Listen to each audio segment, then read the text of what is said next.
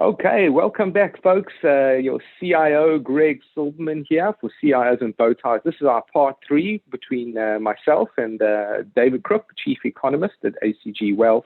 We're discussing 2 related and unrelated subjects at the same time. One is Japan and Warren Buffett's foray into Japan, his recent foray, and the other one is cryptocurrencies and Bitcoin in particular, and the popularity of cryptos with large hedge fund managers such as Paul Tudor Jones.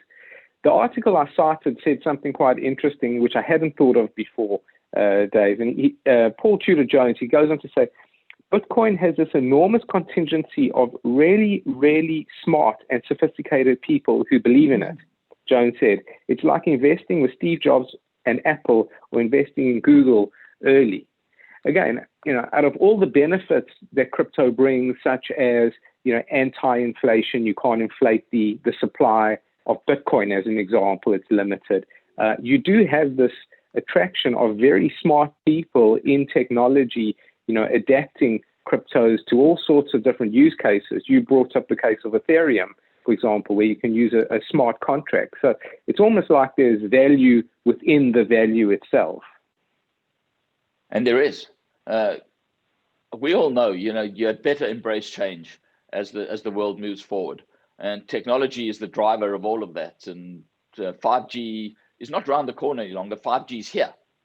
For us in the US, it's here for many, many countries in the Western world and in China. So with that being said, there are going to be new methods which are used as we develop as a global economy in the years to come. And cryptos are going to lead the way, I believe, in some form or another. The difficulty here, Greg, is like any new technology, is finding the ones that will be the winners. We haven't even mentioned Bitcoin yet, have we? And that's pretty good, I have to say. Right. But with that being said, it's the big guy on the block. It's no guarantee that Bitcoin will be the one that stays and is the successful. We might have mentioned it once before, actually, in this call. But that being said, there's certainly a good probability that Bitcoin is successful, I would suggest. But there are no guarantees that the technology doesn't change over the next while, and then something better and improved comes along. So being first doesn't guarantee your success either, which makes it a difficult area to invest in. So be diversified, please. Do be diversified. Yeah. Let me lean in on that a little bit. So a couple of things. The first thing is that, as an example, the SEC has given,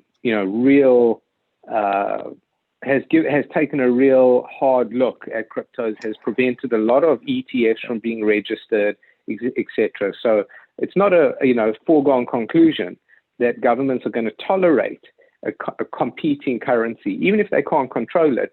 Again, they can cause a lot of trouble around it, and they could certainly just make it illegal as an extreme example, and that would really put a crimp in the whole sector, so to speak. So that's one thing.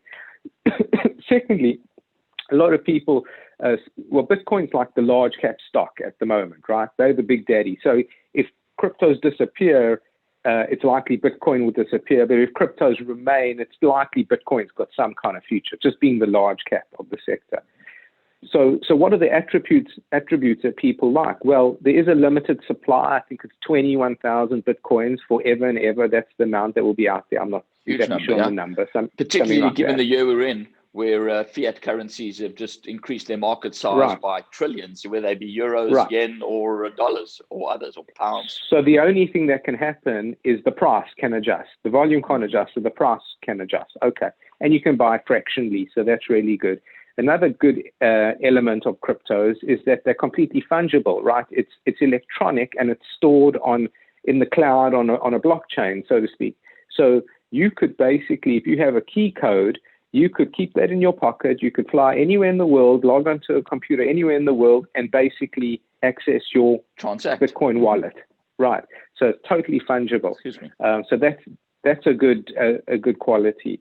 The only thing I take exception with is that this whole thing of limited quantity. Well, there are so many different kinds of coins out there. No one ever kind of envisaged that the quantity might not occur in each currency, but it can occur in having hundreds and hundreds of currencies, right? So there is an element of inflation that can occur by just introducing more and more coins or currencies. But anyway, that's just a little bit of a poke.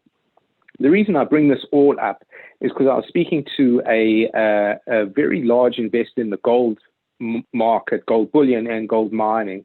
And I said to him, given all the qualities of crypto, why would somebody even look at gold when it's a heavy metal that you can't even put in your pocket and walk across borders and all that? Hard to transact. Who do you know will take a gold coin, in exchange for vegetables or food, whatever it is? And he noted one thing to me, which was actually, I think, brilliant. And that is, well, first of all, a lot of older people are more comfortable with gold than they are with crypto. First of all. Second of all, the gold market is magnitude size bigger than the crypto market. The gold market, I think, is measured in trillions, if I'm not mistaken. Crypto, I think, is, maybe in tens of billions now, maybe a little larger. Yes, and we're seeing it now. Actually, we've seen the gold price come off its highs in the last few months in a marketplace that is talking inflation more than not. And there's certainly not everybody agrees with that. Please don't misunderstand me. And in the past, you would have expected the precious metals to perform admirably in this kind of